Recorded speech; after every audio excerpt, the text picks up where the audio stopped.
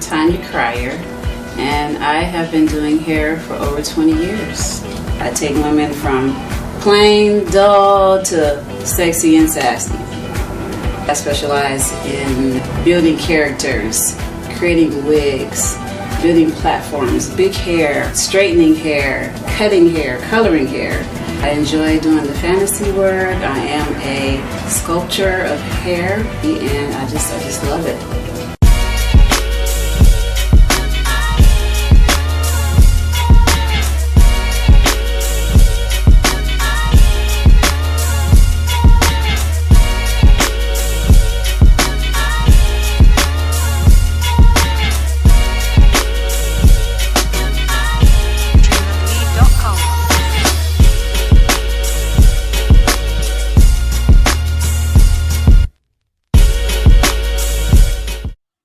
We are good on time. Okay, good. Again, people up Well, good. on live. Well, welcome everyone. My name is Shahays. I am your host today. And along with me is our founder and co-host, Kiana Tennant. Hi, everyone.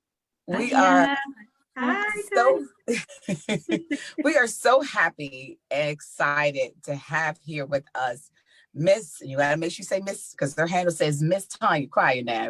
Don't mistake that. Miss Tonya Cryer. She earned that.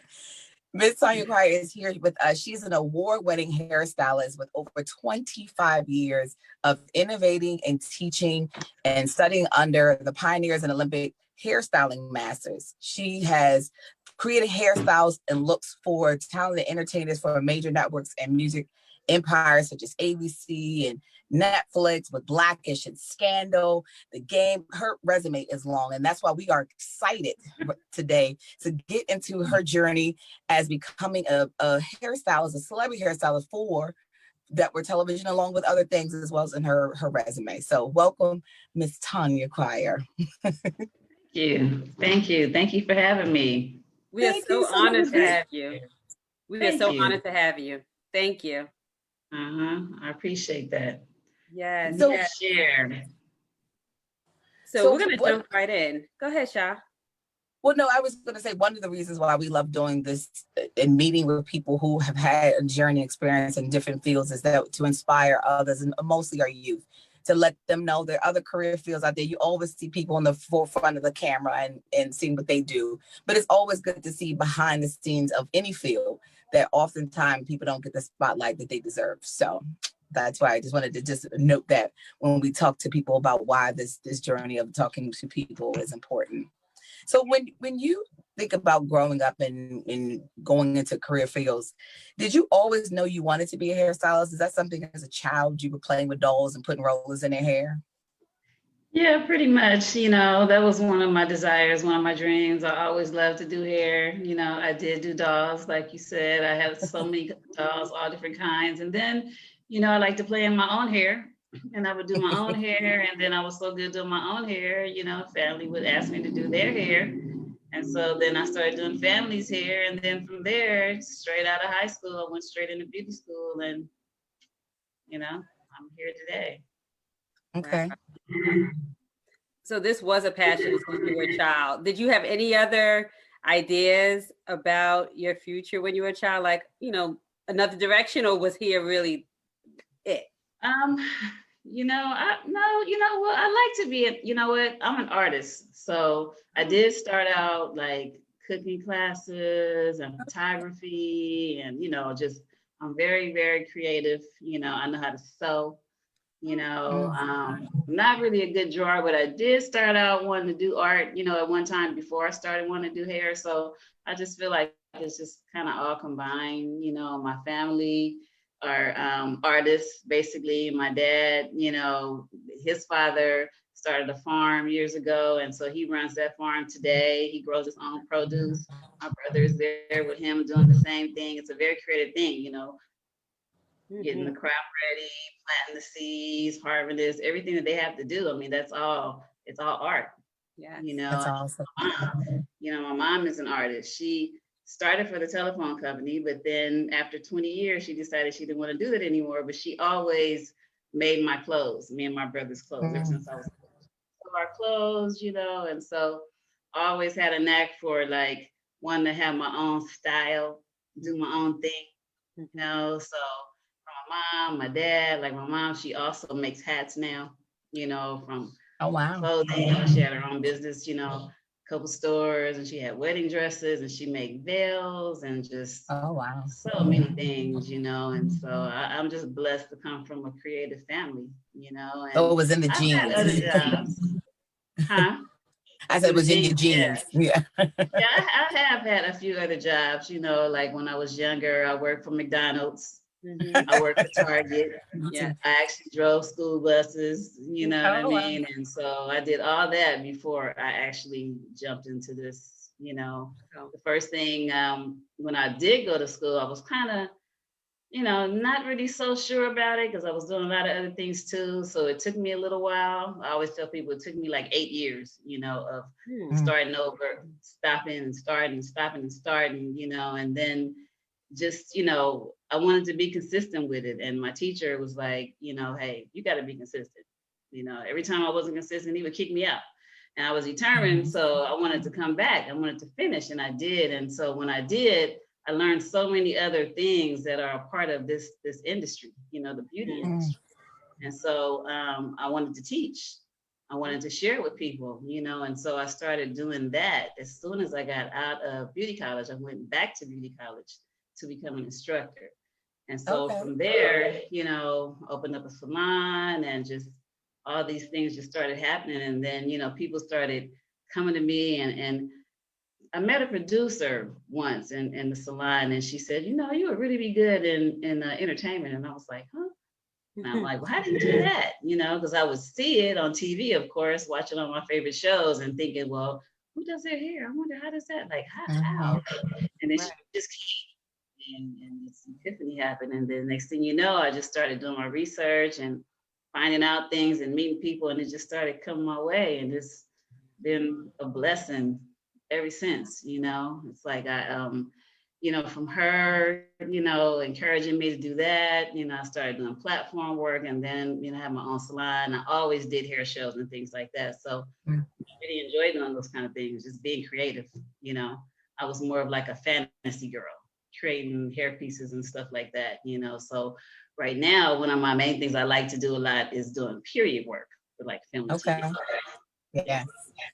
So you talked about the fact of going to beauty school, and I know, I mean, my families are in the hair business, and knowing that going to school is one facet of getting the education. But the stuff that you do, are there additional education, I guess, programs that you can go to learn about period pieces, or how do you get to learning that skill level? Yeah, there's quite a few schools that have been opening up. I have some friends actually that have some schools locally that you can go and take classes. You know, you can do like I think they have hourly classes and then they have like weekend classes. I believe they might have a series that you can do like 5 days where you can just get everything in one shot. You know, it Mm. just depends on what you want. You know, I actually did go to some of those schools, you know, as I was coming up, just to learn and Okay. get my foot in the door and make connection with people. And, you know, they really helped a lot. It Mhm. helped a lot. Yeah.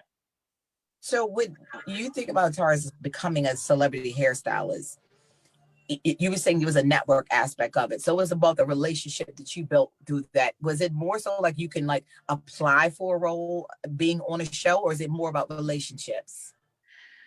Well, I would definitely say it's more about relationships Mm. because, you know, like even myself today, I can apply for something, but most likely they're going to hire the person that they have a relationship with. Mm. Now, if that person happens to not be available, then maybe they'll start seeking applicants and they'll start looking at applications. But it's basically more of like a referral type of situation. You know, they want to Mhm. know, they want to know, well, how do you know this person? Where does she come from? What's her background? You know, what, you know, so, you know, I try to tell people, yeah, if they say they're looking for people, you send your application in. You never know. I mean, send Yeah. your resume in. You never know because sometimes we get so busy and you might just get it just like that because you were in the right spot at the right time.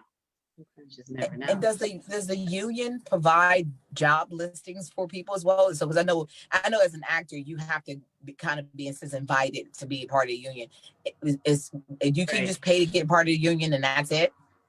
No, no, Okay. it's similar situation. You do have to be invited in, but you're only going to get invited in once you meet all the requirements, Mm-hmm. and so different unions have different requirements.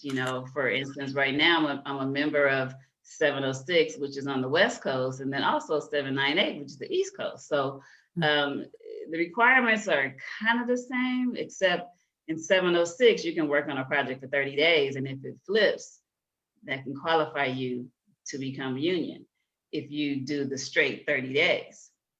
Whereas you also can do what they call a 60, 60, 60, 60 days each year for like 3 years, but Mm-hmm. it has to be consistent, Now, on the West Coast, I mean, on the East Coast for a 798, I'm not familiar with a 30-day situation. I believe it's more Mm-hmm. of 60, 60, 60, or 180, 180. I think it's 180. Same thing, Mm-hmm. yeah. 180 days in 3 years. Now I Okay. believe they might have extended it due to COVID. They might have extended it to 4 years. So you can get it within that 4 years. But I'm not familiar with them doing the 30 days. And so So, during that time, it has to be a union project that you're attached to in order for you to then have it. well, yes.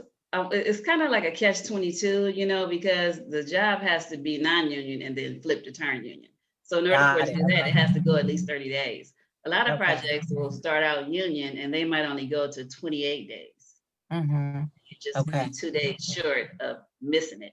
You know what I mean? And that's how a lot of people end up missing it. And you got to start over because if you don't have the relationship, it's harder to Yeah. get the jobs. The union jobs are for the union people.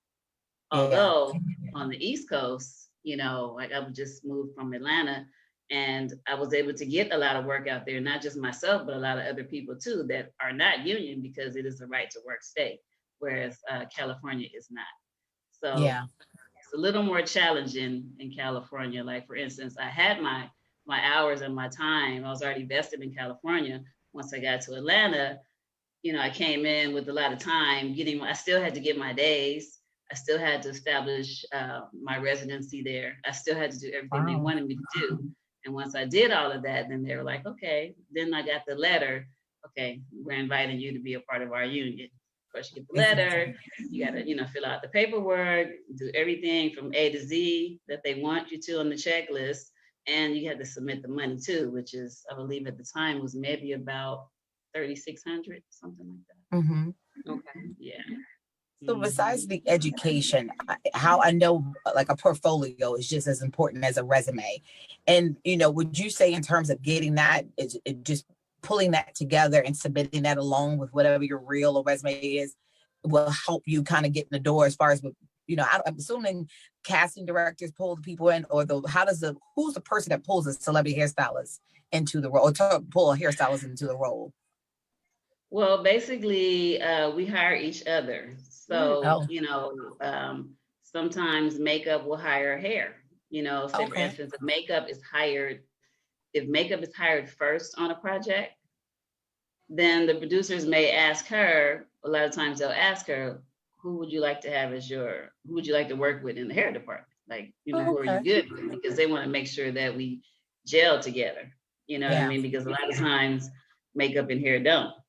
So because we have to spend so much time together on set and the trailer, we're at home together. So that's your home, that's your family. So people want to work with people that they trust, people that they can be in the same environment with for 12, 14 hours a day. So, and of Absolutely. course, somebody that they know is going to do a good job and make their job easier. I want to make each other's job easier, Yeah. not harder.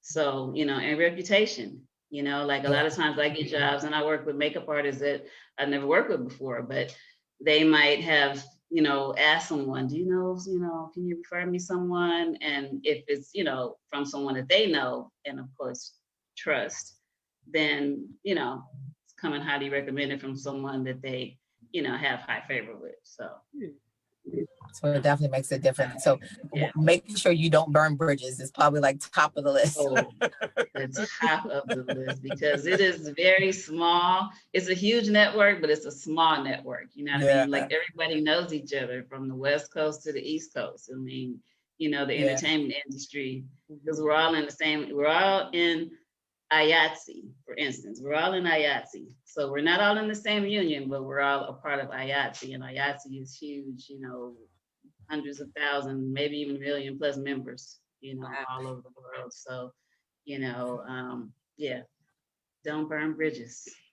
Because It you seemed like always, because you know, they say bad news travels fast. oh, absolutely. It's definitely slower than good news. But because we had a key customer on here, being Maddox, and she was saying the same thing. Basically, if you know if somebody says this about you over here, then everybody in the whole industry knows it, and that follows you along. So that's definitely something good to know. You know, when it comes down to building relationships, so you can't be a person that says I'm not a people person in this kind of business.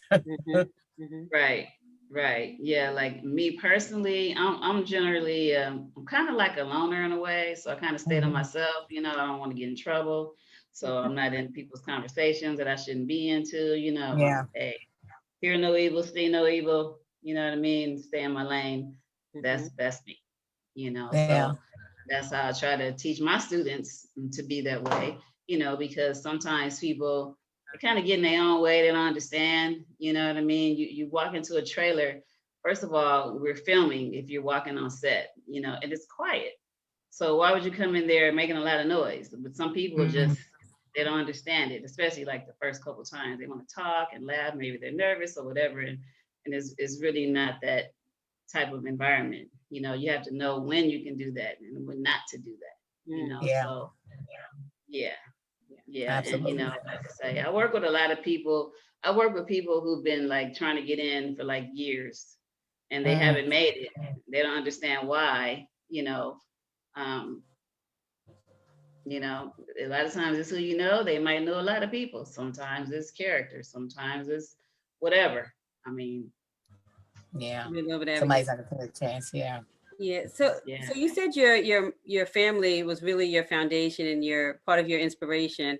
Mhm. Would you say that's who inspired you into your career, or is it someone else that inspired you to get into the field that you're in?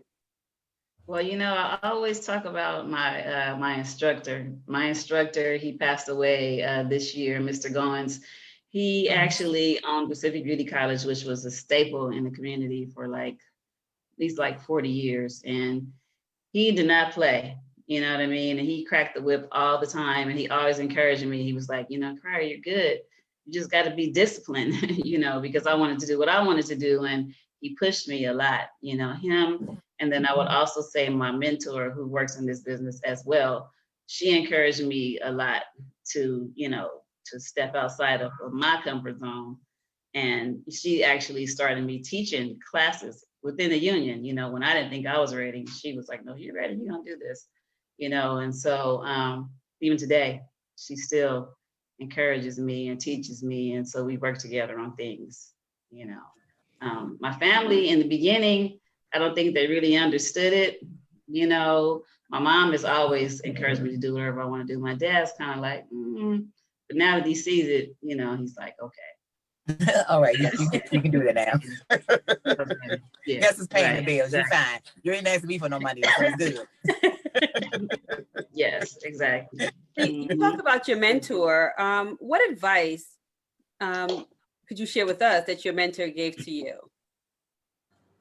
Ooh, excuse me. Well, I used to be really, really shy. And, you know, I feel like I still kind of am a little bit now, you know, but she always would just like, she still laughs about this today. She always would tell me, you know, she said, you're a quiet storm, you know, and you are so good with what you do. And you have to not worry about the rest of the stuff. Just do what you do, you know, and you know, be happy about it. Like I get happy and excited when I'm doing what I like to do, you know, which is being creative, you know, whether it's on set, whether it's in the salon. You know, I haven't actually been in the salon for a couple of years now, but I had 3 salons and I closed it, you know, closed them, you know, but creating that environment was like everything, creating an environment that I can be in and I can be helping people and doing my thing, I kind of really missed that, so being able to do it on set, that's like another level, which is good too. It's it's good. It's a little bit different, but it's still a creative environment. I just don't have as much creative control, should I say? Because you have to get so many approvals from this person and that person and this person. Eventually they'll be like, okay, they, she knows what she's doing. So yeah. But they just want to be able to be the ones to give the okay. You know what I mean? Right. Because it's their thing, of course. So I don't know. Did I answer that question? Yeah. I kind of ran off a little bit. Yeah, you did. I did? Yes. Okay. All right. Yeah. So what's one of the things over the years that you've learned about yourself in this business? Well, in the beginning, it was a little bit challenging because I come from the salon world where I own my own salon. So I was the boss, you know what I mean? And I had to learn to separate the two. When I started working for someone, then they were the boss. So it's like, okay, whatever they say, this is how you do it. They say curl the hair that way, then curl the hair that way. If they say that doesn't look right, take it down, doesn't match, then you have to take it down and do it over again. It's not personal. But in the beginning, it would take it personal, and so I had to learn from myself. I learned, oh yeah, you are pretty controlling. So you back it up a little bit, and work with people a little bit more so you can learn how to, yes, sir, yes, ma'am, yes, thank you, yes, okay, yes, and learn how to listen, because when somebody's telling you something sometimes, especially being a hairdresser for a long time, you feel like you know everything. And when somebody's trying to tell you something, you have to be able to listen because we're so quick to, it's like we have listened, you know what I mean? We listen, but not really. We listen, but then we're like, oh, in the back of your mind, you're like, oh, I already know how to do this. So, but it's like when you do that, you miss stuff, so still today, I'm learning things from people, you know what I mean? Like as far as creating looks and having the pattern in mind before you just start curling hair. You know what I mean? It's like knowing how you want it to, just like building a house, anything, you need a roadmap, you need direction. So it's basically the same thing, and this is what I try to tell people, like when it's somewhere you want to go, if you want to go from here to the mountains, you don't know how to get there, you're going to get a map. So it's the same thing with pretty much your career. If you want to work in a certain area, you got to figure out, well, who are these people that work in the area? What are they doing? How do you find them? Where are they? You have to go to the source, the things that they're creating, and then you back your way up, like going through the list and seeing who's doing what. I mean, now everything's social media, so you can find people. Yes. Some people are open to talking to you, some people are not. Sure. Like I found you. Yeah, you just keep going until you get the right one, and eventually, you're gonna get it because people. A lot of my friends are more open to sharing these days. And this is why, I'll talk about, you mentioned the schools. I do have friends with schools. I have friends that are doing classes, things online along with myself. I had some friends that came in and they were in the class with me, and people, we're doing things and trying to encourage, the younger group who wants to come in and wants to know about this, not make it so hard for them because people always say, well, I took this class, such and such, and this class, I only learned so much, and they only told me so much, but now I don't know where to start.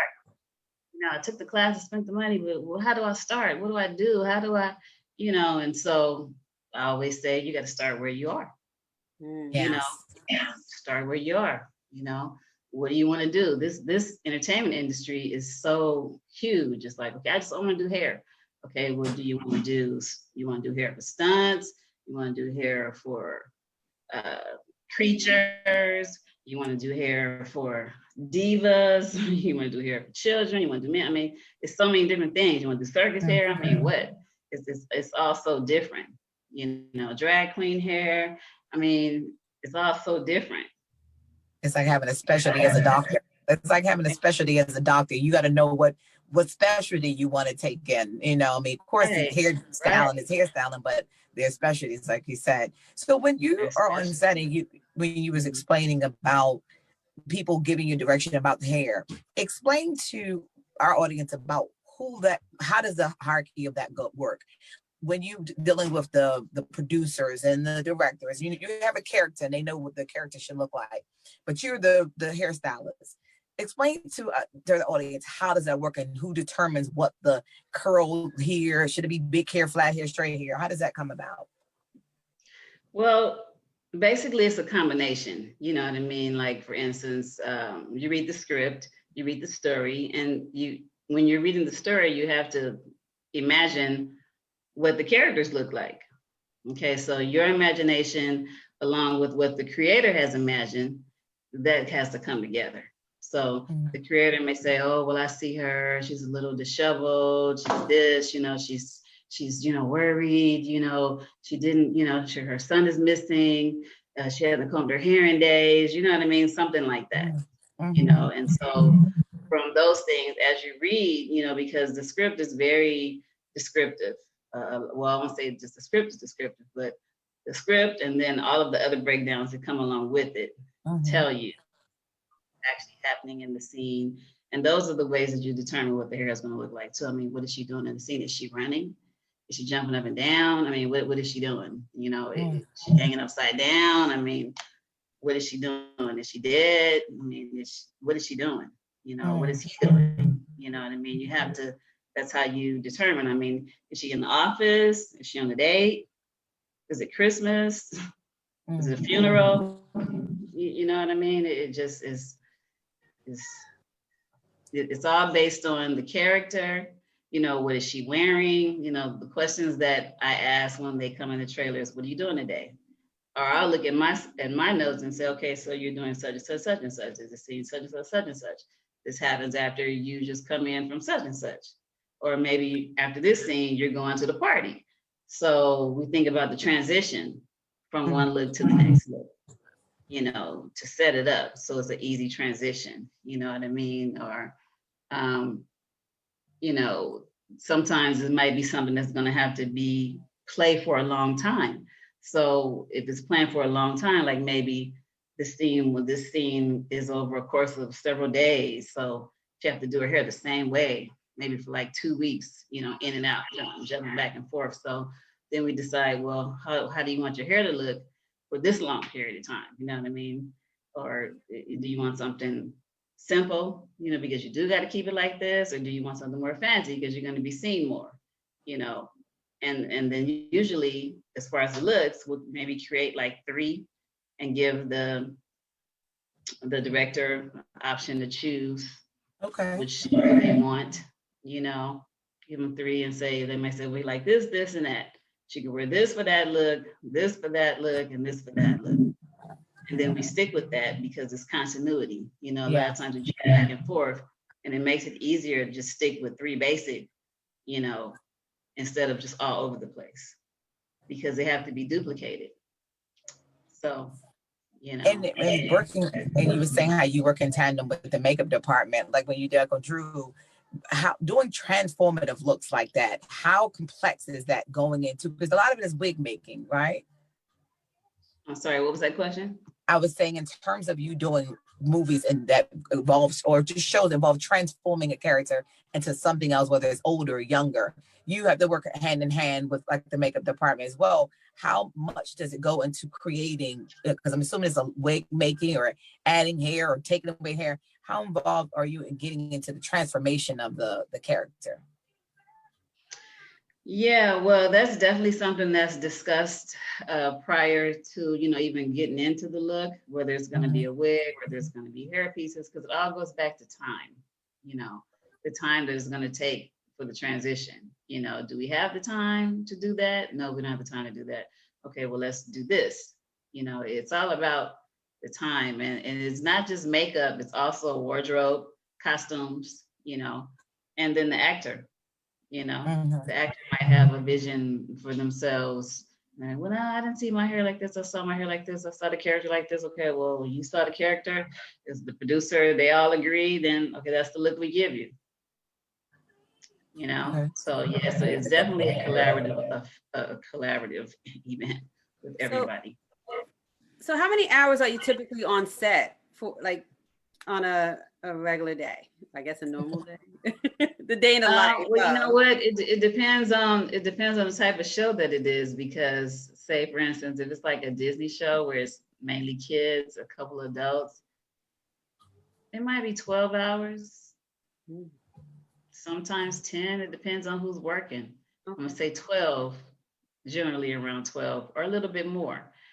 Now, if it's adults, like in the past, I've worked like a 17, 18-hour day, with adults. Wow. Because, they're adults. Right. Kids generally, they can only work them between 8 to 10 hours based on how old they are. And that's including costume, hair, school, everything. Okay. Everything's included in that. So if the kids are like the leads, a lot of times they have doubles because we need to shoot more than 10 hours. I mean, they really don't have the whole 10 because they have to at least maybe a fourth of that get school in, So there's school that has to be done. That's definitely a priority. There's lunch that has to be done, and wardrobe changes, if any, which usually there are, so all that time has to be incorporated in there. So, well, that's good to know, for our youth who are watching, this is not an 8-hour, 4 to 8 hour job. It's you have to be committed to it. You could have very long days. Yeah. Sometimes the days are short, but for the most part, I'm gonna say about 12 is a normal day. If you do 14, that's pretty good. Couple hours overtime. 14, 12, I'm not really mad at. 10, sometimes it's like, 10 is like, oh yeah, I get to go home and it's still sunny outside. So anything over that? Is it different start times, or do you normally have to get in early in the morning and then work through to the evening, or is it all? It's different. The times are based on what it is we're doing. Like if it's a night scene, we'll come in a little bit later. Okay. Or it depends if we're on set or if we're on location, if they need the actual night time to show. Sometimes we'll work early in the morning to make it look like it's late at night. It just depends on what the scene calls for. Okay. I do have a question that's going to take us back to something that you talked about earlier. When you say when you were a kid, you did your own, you did your hair, you tried different styles. I have to ask this because my daughter is 9 years old and she has been asking me to dye her hair pink. Would you have dyed your hair pink at 9 years old? Well, I mean, this is a different day. Yes. And I've seen the little kids, 4 and 5 years old, with color in their hair. So it's about identity, you know what I mean? And if she has an identity, you can start with maybe little clip-in pieces, or they have the little pieces that you can just tape in, little simple things, it's part of their identity. Yeah. Don't stifle her, Kiana. I'm trying not to. Look, she hasn't tried to cut her hair yet, but she's trying to color it. I mean, so. Yeah, well, and then of course, who is it? I remember with Odell Beckham, all the boys wanted to have their hair like him. Blonde. Yeah. So they're getting the blonde, and the moms were doing it. Yeah, that's true. That is so true. So when you look back over your career, if you could tell your younger self something, what would it be that you know now that you didn't know then?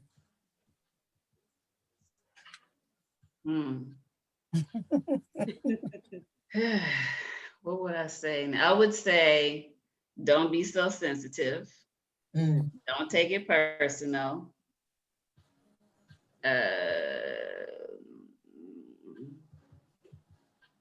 I guess probably don't be so sensitive. Don't take it personal. And pay attention. Okay. Yeah. Okay. Because that's definitely comes with wisdom. Yeah. Huh?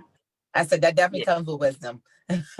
Yeah. Pay attention, because you think you know everything and you miss stuff. I missed a lot of stuff by not paying attention. So I'm still learning things, That's awesome. So in your career, I'm assuming there has to be some hurdles in it. What's some of the challenges that you've had and how did you overcome it? Um, I've had some challenges with dealing with coworkers at times, Mm-hmm. you know, and now looking back, I probably would have had a few conversations instead Okay. of removing myself, you know, or acting a certain way to cause myself be removed. Mm. You know, yeah, I probably would have, you know, handled it a little bit differently. You As the saying goes, when you know better, you do better. So that's definitely Exactly. one of those Exactly. moments of realizing that part of it. Because I know, like, when you're dealing in that kind of business, personalities, you're dealing with a varied of personalities. And that's one of the things that when you learn that, like you were saying about not taking things personally, if somebody can come at you a certain kind of way that may seemingly be disrespectful, but because everybody's moving and flowing, it's not coming off in the best light. But you just kind of got to swallow it up in that moment, and like you said, pull them to the side later and be like, I didn't really like how you said blah blah blah, and they may apologize or they may say so. Right. So Exactly. you don't So, know. so Tonya, you worked with so many people in the industry. Is there someone that you haven't worked with that you would love to work with and do their hair? You've done so much. I mean, you've worked with the best of the best. So I don't know. This might be tough. Not that I really could think of. Not Okay. No, I just like meeting new. I like to see the new actors and actresses coming up. You know, they're just so excited and so happy and still kind of green a little bit. You Yeah. know, grateful. They're extremely grateful. Not saying that the ones who've been around for a while are not, because they are. You know, but I don't know. I don't have anyone in particular that I really want to that I could think of Okay. right now. I knew that was going to be difficult because I know you work with so many. So yeah, I will say there's a couple that, you know, when I work with them, I felt like, oh wow, I get to work with this person. I'm like, wow, they chose me. Like, oh wow, I must really be pretty good then. can you share with us? Can you share with us who those maybe one? Well, I'm gonna say when I first got in, I worked with Vanessa Williams, and I felt like, oh my God, it's Miss America. She's the diva. She's beautiful, and you know, that was my first like big client. And yeah, well, no, actually, well, before her, I got Pam Grier, Oh wow. and I was like, oh my God, Pam Grier, like this is Pam Grier. Yeah. You know, it was like still like, you know, so real. I'm like, yeah, Pam Grier. Like, Pam Grier. Like people nowadays might be like, who? Like Pam Grier. You know, Pam Grier, Vanessa Williams, Nia Long. I think Nia, she's really sweet, really love her. You know, all of our girls has been around for a while. Zendaya, thought she was great. You know, she was so young. I haven't seen her in years now. So she's probably like, who? It's Tonya, what? She probably, but you know, I just like even Marseille, you know, it's like just the time that I did work with her. I'm like, just to watch them all grow up and see where they are now. Vivica Fox, you know, she was my girl too. You know, I was really glad to work with her and the girlfriends, just all of them actually. You know, I've been blessed to have a lot of great women around me, you know, and I feel like I'm a part of that group. So with all that said, in terms of the long list of people you've worked with, is it any one particular look that you created that you like, you know, if it was your portfolio you put together, it's on your first page?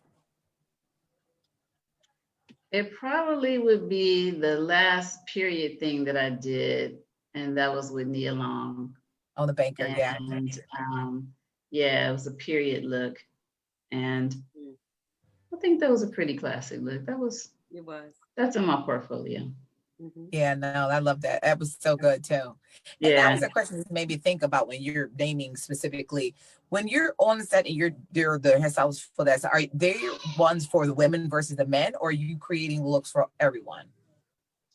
For everyone. Okay. Okay. Yeah, like for the guys, based on what I'm doing, like I'm a really good hair cutter, especially for straight hair. For straight hair, I'm really, really, really, really good. So I like creating looks for little guys. I have a little, I think he's like 9 years old. I just created this look for a little 9-year-old actor, Caucasian, and he went Okay. from his hair was long, and I had to cut it to make it short and spiky, and he was just like, he went from like 9 to like 12 overnight, you know what I mean, over the summer, because he grew and got bigger. And so it was like he got a new look. And once he got the look, he was just so happy, and he was just like, so proud. And everybody's like, oh my God, his hair is so perfect, and I felt pretty good about that, because I do like to cut. It's one of my favorite things to do. So you're using clippers as well as like scissors when you're cutting as well? I use clippers too. Yeah, but mainly like my scissors, get in there and make it real choppy, nice. I do really nice haircuts. I'm still working on my fading technique. I feel like I can get in there with the clippers though. I can get in there. Yeah, I just gotta do a little more, build my confidence up. So usually for my guys, my leading men who have those clipper cuts, I hire a barber for that. Okay. So that's when you would bring people on. That's when you hire your staff underneath you. Okay. In cases that day. And so that brings us to the question of like being in beauty college. I'm assuming they create some kind of segment where they teach that for like using clippers, or is that separate? You got to go to barber school separately to learn just that aspect of it. You know what? In beauty school, they really did not teach us about the clippers. You kind of like learned that on your own. They might have it in there now. I know that if you are a hairstylist and you want to add the barbering on, you got to do an additional 600 hours. Oh, wow. To get that in. Yeah. So even as a master stylist, you don't get that education. That's completely separate. Wow. Okay. Yeah, well, you have to invest in yourself. So taking barbering classes, I had a barber, a really great barber. He used to cut hair for Steve Harvey and a whole bunch of other guys. And he actually taught me how to cut and how to fade. And, I feel like when I'm doing my family, I get like my brother always wants me to cut his hair. He loves my haircuts. My dad, my aunties, they have low haircuts like fades. They love me to cut their hair. I get in there at the clippers with them and I'm just talking and I'm just doing my thing. I don't want to do it for my guys on set because I'm like, it's gonna be on TV. Mess up, where I'd rather let them have a barber. If it's somebody just like a day player, I just get in there and I can do my little thing, I never really wanted to like, cut men's hair just because I didn't want to start having a whole bunch of men in my chair. But it was a thing, like I do like to get in there with the clippers and, I like to. Well, we have to connect afterwards. There's a male barber who's amazing who I have to connect you to.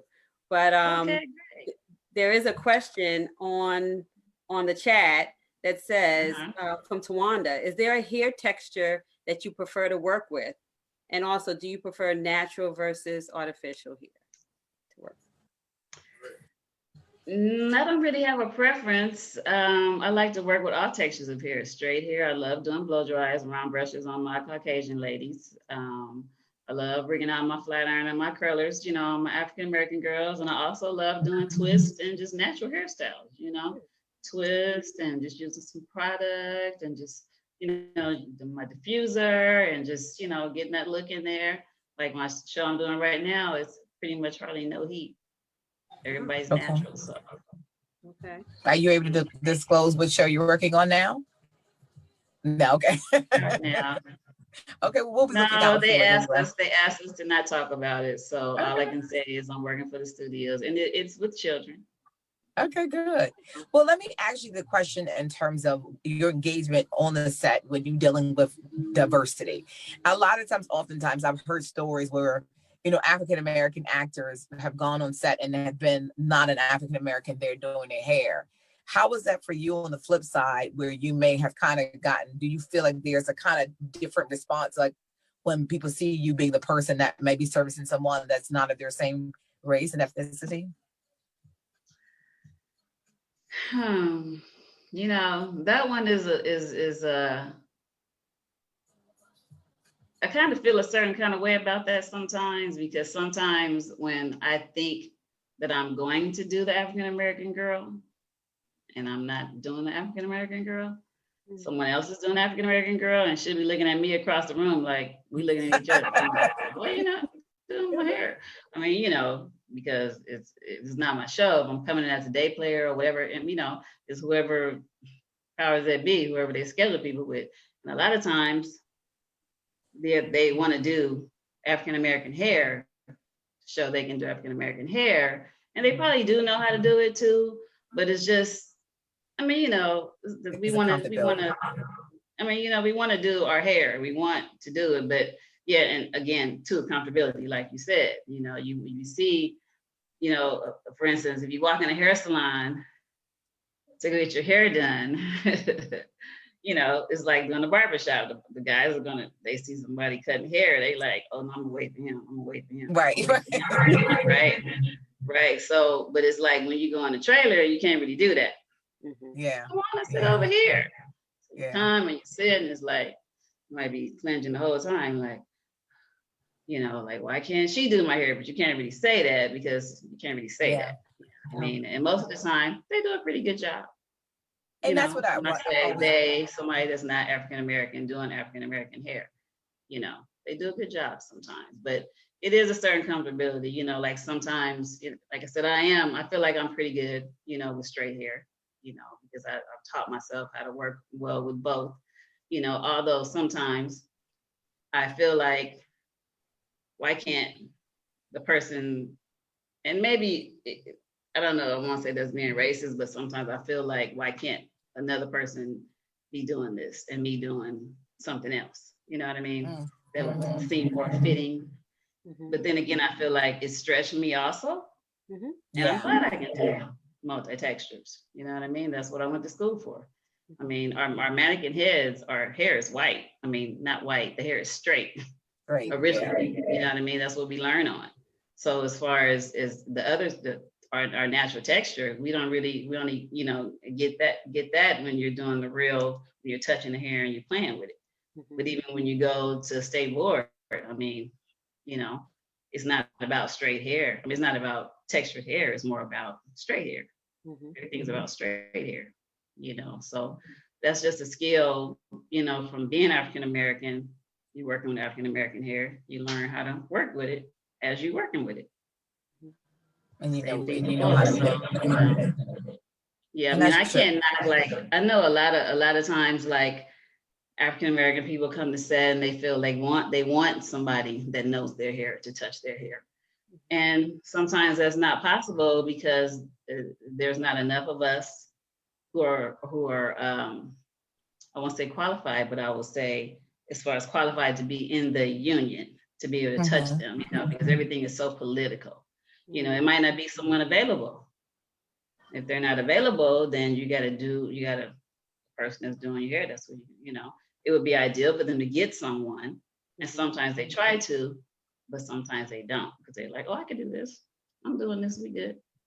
A lot of times it is. And that's what you get. And that makes it a good deal. I mean, I can definitely see where that becomes a thing. And because I always wonder, is it about skill? Because I always say the thing about hair salons, it is for the most part, there is a segregation that, you know, you see your black hair salons, but it's seemingly about skill, but oftentimes, you know, the relationship is always built based on somebody understanding what a kink and curl and all that stuff is. So I think that is where people look at it as opposed to thinking, oh, she probably knows hair because she knows hair, as opposed to or textures of hair. So that definitely probably plays a factor into them wanting to do it, you know. So, and I think they should start having diverse wigs like this in hair school. Well, you know, now there are mannequins that have hair. There are mannequins that have the hair, but it's not like that. They have it, but it's got to get better. Yeah, they got to get the fro wigs in there so they can learn in the beginning stages. Exactly. So what kind of advice would you give someone looking to go into this field? I mean, I know there's a step to process to getting into the television, but what advice would you give them trying to get into doing hair for film and television? Or just being a hairstylist? I always tell everyone to, well, first you have to get your license, so you need to go to beauty school. Mm. And when you go to beauty school, you got to think about what it is you really want to do, because, you know, like some people, they want to be special effects artists. Special effects artists, different from a person that does glamour. You know, you got fantasy, you know. I always tell people, just, you know, think about what it is you want to do. Like, for instance, one of my first big jobs, I worked for Episodic, and it was all adults, and it was like crime and murder. And I really didn't know, you know, and so I don't really like working with crime and murder.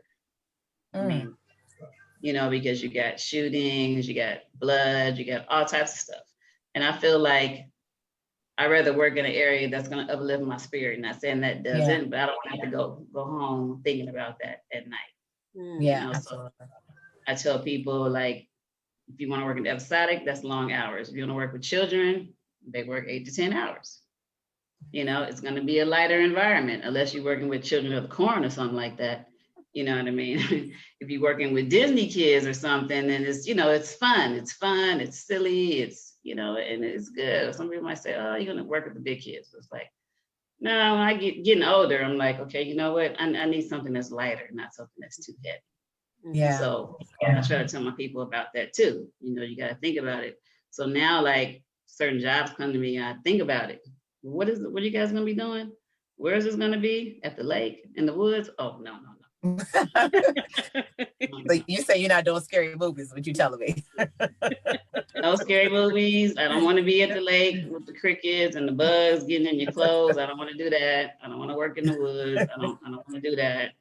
You know, day check-in maybe every now and then, but I've worked in Georgia, you know, 2 and 3 in the morning, somewhere where it's foggy outside and it's dark and it's wet and it's you know, that's okay. But I don't want to be there permanently. You know what I mean? Like months on months on months at a time, like the whole fall, you know, like, you know, or I worked in a job where it's at a farm. It was 100 degrees outside. We had no shade. You know, it was hot, humid. I was like, it was good. It was a big show, you know, but to be doing it all the time, I don't know. It was a lot of work too. And it was fun. But again, just thinking about things that you're doing, like war movies, you know, things where, like I said, it's a lot of blood and gore, special effects. You know, if you want to do special effects, okay, you might want something like that. You know, but you're going to be coming home with all that at night. You know, some shows you got to put dirt on people. Stuff's blowing up. So you got to come home with all that stuff in your hair and your clothes, you know, and just the whole energy. Right. You know, so I want good energy. But that's good you know that about yourself, though, because a lot of times people just take on everything because they want the jobs, they want the experience, not realizing all of that's pouring into their spirit and how that you know, can manifest into other things. So it's good that you know that, and again, comes with wisdom. But you know, and I'm glad we're having these moments to chat about that with you, because a lot of times, like you said, you have to know yourself, and you knowing yourself will allow you to say, you can't dive into everything, because if that's going to get in your spirit and do something for you, then you should do it. So that's great advice to know that, to tell anyone going in the field, knowing yourself. If you're putting yourself in a situation that won't be good for your energy, then don't do it. Right, exactly. Like, you know, taking a show that shoots mainly at nighttime, you know, you got to know that, you know, a shoot that's always outside, you know, you got to know that. It's good to know, so you know what you got to be dealing with, you know, and then you can make a choice, because it's a whole lot of stuff. And when you get the specs for stuff, does it list out all of that? Does it say outside? No, not usually. No, you just have to ask, you know, well, what is the show? What's the nature of it? What are we going to be doing? You know, it's a lot of location stuff. It's going to be nighttime. You know, you have to ask those questions. Okay, that's good to know. Can you work on more than one job at a time, or is it one, you can only be, you know, I guess, signing contract? You know, well, it depends on the scheduling. You know, we're not supposed to do what we call double dip, which is working on 2 shows at one time, because then it's like you're taking a job for someone else. like for instance, if I'm in the day in the morning from 6 to 12, I'm at one show, and then in the evening from 3 to 10, I'm at another show. As long as they're not clashing, you can do that, you know. But, you know, my union was 706. It says no double dipping, you know, because that means you're taking a job from someone else. So anything that's over 8 hours, that's a day, you know what I mean? So now, if it's not union, okay, fine, you can do whatever you want. But if it's union, you're not supposed to do that. That's called double dipping. And that, again, is taking a job and hours from somebody else, not just the paycheck, but the hours. Because we really, the hours are like so important, you know, towards our benefits and our pension. Oh, Mm-hmm. okay, that's good to know. Mm-hmm. Yeah, it absolutely is. So in a union, you do get benefits, you do get a pension, just like any other job would provide. Yes, yes, and you got to work for it. You know, you don't. It doesn't just you accumulate the benefits the more you work. So the more hours you work, the more benefits you accumulate. You know, and basically right now it's like you need 20,000. You know, both hours and was it hours and 1,000 hours, 20,000. You need a lot in order to get vested. 20,000 hours, you got 20 years. Yeah, 20 years, 20,000 hours in order to be completely vested. Yeah, that's a lot of work. That's a lot. That's a lot of work. Yeah. But that's where the union's there to protect that part of it. So that's good to know. Mm-hmm. So what is a quote that you live by? That's something like a mantra, something that you say to yourself, or affirmation that you say to yourself that kind of, you know, inspires you? Well, I always say this one, and my mentor always says this: I'm too blessed to be stressed. Yeah. You know, I'm grateful. You know, I am really, I'm too blessed. I'm so blessed. I'm so blessed. I'm so grateful. You know, I feel like I manifest things, you know, I'm manifesting my life, you know, and other things I want in my life, you know. I try to put it out there, keep it at the forefront of my mind, you know, writing it down, praying about it. You know, I always pray that my hands are going to be a blessing, you know, that I'm going to be a blessing, my spirit, my energy, you know, to whoever I'm touching, whoever I'm talking to. You know, I want people to learn from me, whether it's a little bit of wisdom, whether it's how to do their hair, something, you know what I mean? Just even how to deal with people, you know. I just like, you know, being the best person that I could possibly be. And, you know, I'm just grateful for that. Grateful for that, grateful for life. And I'm really blessed to have great people around me. Wow, that's great. That's a great thing. I have a mug that says that too. Like I literally walk around with it. One side says "Stay calm," and the other one says "I'm too blessed to be stressed." So, so Tonya, what you know before we you know end the show, what is on your bucket list? What else do you have on your bucket list that you hope to achieve in the near future? Anything that jumps out at you? What you have written down? Well, as of right now, you know, I want to try to encourage as many people as I possibly can. You know, a lot of people want to work in the entertainment industry, and there's a lot of room for a lot of people. You know, everyone's growing, we're getting older, people making their way out, people making their way in. So however I can help, that's what I want to do. You know, and I like to. I don't want to work my life away. You know, I want to be able to retire when retirement time comes. If I don't have to wait that long, I won't, you know, but I would like to make money in my sleep, which is the reason I created this platform, you know, with the mastermind class, because I want people to be able to go in there and just watch it whenever, you know, they can at their leisure and learn from me, you know.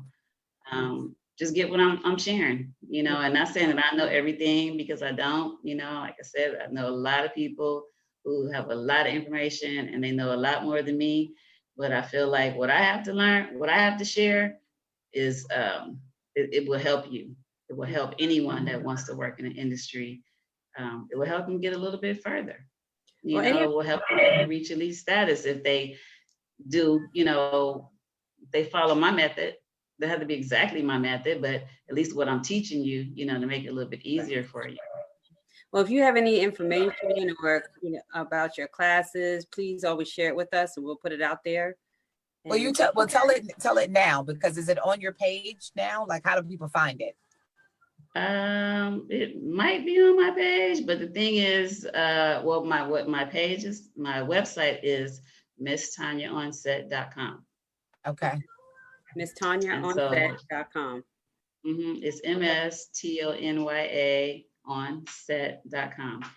And if you go there, you'll see everything, the mastermind classes, you know, you'll be able to see my EPK, my, you know, my little portfolio.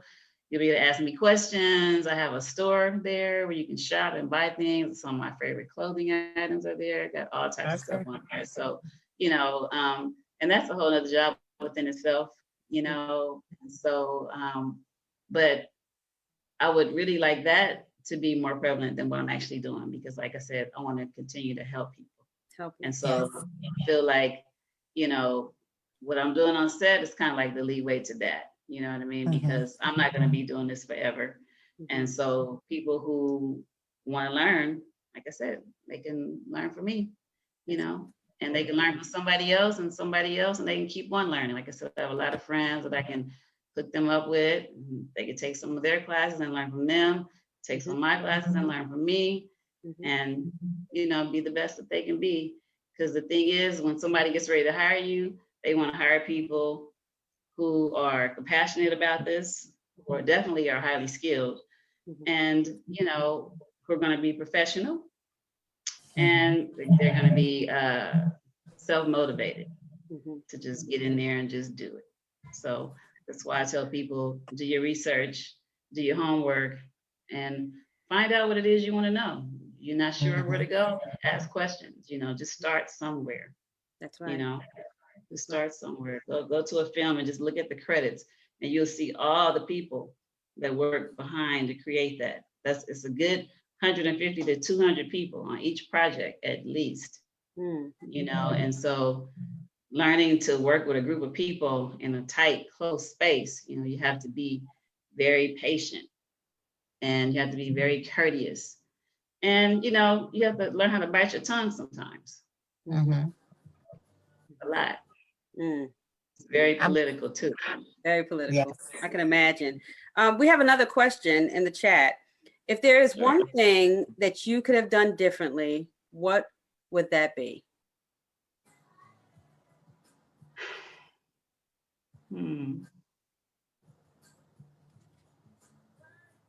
Maybe I would have started when I was a little bit younger. I would have just dove right in, you know, and I would have focused on saving money when I first got in, you know, because I feel like I always tell people this, people don't teach us, they don't really teach you about money and balancing money when you're in high school and junior high school. Sure, you may take a little bit of math or whatever, but it's like when you get out, this industry right here, like I said, the first big job when I made a lot of money, and I had no clue I was making that kind of money.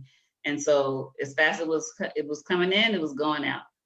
Had I known how to put it to the side and stack it and do all that at that time, I would be so much further than I am right now. You know, but I won't take anything back, you know, from my journey, because it was good and I have had a good life, you know. But if I had a chance to do it over again, I would be much more smarter with how I manage my money. Yeah, for sure. Definitely. I say that's one of the biggest things that I think that is lacked in the education system, is that understanding about money management, like learning math. Like, I couldn't tell you what problem of calculus that I've ever applied in my life, but if you told me a class of finance and accounting, I probably would have been applied it more in my life. So that's so true. And I also wanted to reinstate what you said about looking at the credits. One of the things that I've always learned in terms of finding out who does what, if you want to reach out to someone, is looking at the credits. So, you know, you mentioned that, and that's such a great thing for people to understand. Like, I don't know where to start, but look at the things that you want to do and projects you've seen, and then look at the credits. And like you said, you have friends and people who you reach out to them, they often will respond, like Sonya did. So That's why that's such a great advice to reinforce that that's a way to start anyway. Mhm. Exactly. And now, you know, with social media and Instagram and all these things, it's like people are, it's like you can't really touch them, but they're easier to get in contact with. And like I said, Yeah. sometimes they'll respond, sometimes they won't. They might pull you in on a class, you know, and you have to invest in yourself, you know, invest in class. A lot of these people who are doing classes, they're doing major things in production also, you know, Mhm. so the fee ticket might be a little bit higher, but it's actually worth it, It's an investment, yeah. you know? Yeah. Well, that's so wonderful. Hmm. Well, we thank you so much for taking out your time to join us today and sharing your journey and sharing so much of your experience in this business and how much you've learned and still are learning and your journey and how you've inspired others and continue to be an inspiration. So we thank you for taking part and we inspire together. Thank you so much, Ms. You're Tonya. welcome. Thank you so much. Thank you so much for letting me be a part. I Thank appreciate you. it. Be Thank you. blessed and have a wonderful day. Thank you. You too. Happy Thank holidays you. to you guys. Thank Thank you. you. And thank you I'm for gonna try not everyone to for eat too joining much today. turkey. Oh, What you say about the turkey? I said, I'm gonna try not to eat too much turkey. Oh, okay. That's right. Eat all you want. Eat all you want. Enjoy. That's thank you, Miss right. Tanya. We You're Thank appreciate you. you. welcome. All Have a right. You good guys take day. care. Thank you. You Take care. too. Bye-bye. All right. Bye bye.